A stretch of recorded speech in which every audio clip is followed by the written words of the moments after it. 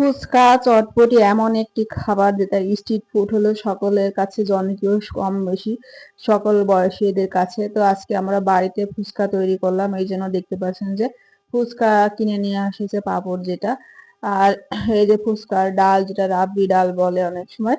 তো এটা আমি প্রথমে ভিজাই নিব, আর এটা আপনারা চেষ্টা করবেন মিনিমাম 7 থেকে 8-10 ঘন্টা ভিজায় রাখতে, না হলে সিদ্ধ হতে চায় না। তো আমার যতটুকু লাগবে সেই পরিমাণ ডালটা নিয়ে পানিটা আমি ভিজাই রাখবো 7 থেকে 8 ঘন্টা। এই যে ভিজানো হয়ে গেছে, ভিজানোর পরে এই পর্যায়ে ফুলে আসছে, আর এটা আমি প্রেসার কুকারে সিদ্ধ করতে দিব, না হলে সিদ্ধ হতে চাবে না। আর ওর ভিতরে কয়েকটা আলু দিব, কারণ ফুচকা চটপটির ওই ডালের ভিতরে আলু সিদ্ধ দিতে হয়। আর এই পরিমাণ মতো পানি দিয়ে নিব, নিয়ে এটা প্রেসার কুকারে কয়েকটা সিটি দিয়ে নিব। আর এদিকে শসা কেটে রেখেছি আমি। তো আর এইদিকে ডিম সিদ্ধ করে ডিমও কুচি করে কেটে নিয়েছি এগুলা। আর এইদিকে পাঁপড়গুলা আমি এক এক করে ভেজে নিব। তো এভাবে পাঁপড়গুলা ভেজে নিবেন, পাঁপড় যত ফুলবে ততই দেখতেও ভালো লাগে এবং মুচমুচা হয়, এবং ওর ভিতরে অন্যান্য মশলাপাতি সব দেওয়া সুবিধা হয়। তো পাঁপড়গুলা এইভাবে আমি পর্যায়ক্রমে ভেজে নিব।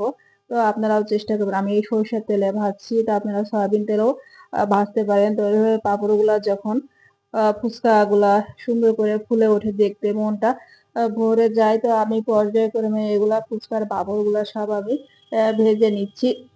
এবং দেখতে দেখতে পাচ্ছেন অনেক সুন্দর লাগছে, একেবারে ফুলে টগমগ হয়ে যাচ্ছে।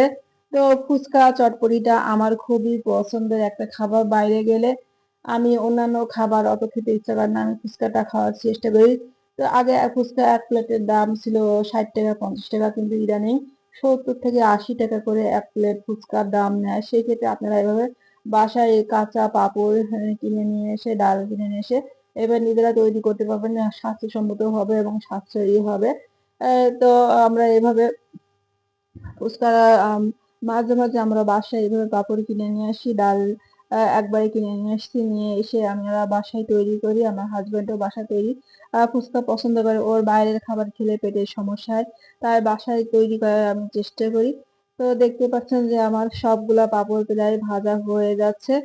তো দেখতে খুবই সুন্দর লাগছে। আর কারা চটপটি ফুচকা পছন্দ করেন কমেন্ট করে জানাবেন।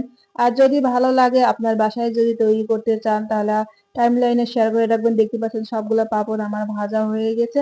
আর এইদিকে যে আহ, ডাল আর আলু সিদ্ধ দিয়েছিলাম, ওগুলা সব সিদ্ধ নিয়ে নিয়েছি প্রেসার কুকারে, আর সঙ্গে কাঁচা মরিচ পেঁয়াজ লবণ দিয়ে ওটা সেজে নিচ্ছি, ভর্তা করে নিয়েছি। আর আপনারা চাইলে ওর ভিতরে নুডলসের মশলাটাও দিতে পারেন। আর এই যে পাঁপড়গুলো আমি একে একে সব একটু একটু করে ভেঙে নিচ্ছি, আমার হাজবেন্ড ভেঙে দিচ্ছে।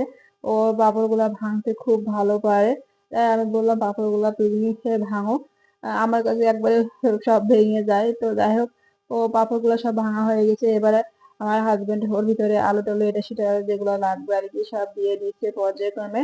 তো প্রথমে যে ডাল আলু ভর্তা, যেটা ফুচকার ভিতরে মেন উপকরণ, সেটা দেওয়া হচ্ছে। তো সেগুলো দেওয়া হলে আমরা পর্যায়ক্রমে ডিম দিয়ে দিচ্ছি একটু একটু করে।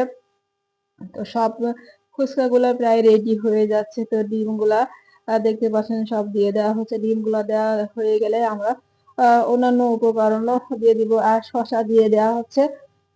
তো শসাও প্রায় দেওয়া হয়েছে। তবে আজকে ফুচকা আর একটা উপকরণ যেটা টক, তেঁতুলটা আজকে বাসায় ছিল না, যে তেঁতুলের টকটা আজকে করা হয়নি। তো আপনারা চেষ্টা করবেন তেঁতুলের টকটাও বাসায় তৈরি করা, তাহলে ফুচকা ওটা পরিপূর্ণতা পাবে। টক ঝাল মিষ্টি হলে ফুচকাটা খেতে সেই স্বাদ লাগে। তো ফুচকা মানে ঝাল টক আর কি। তো কেমন লেগেছে কমেন্ট করে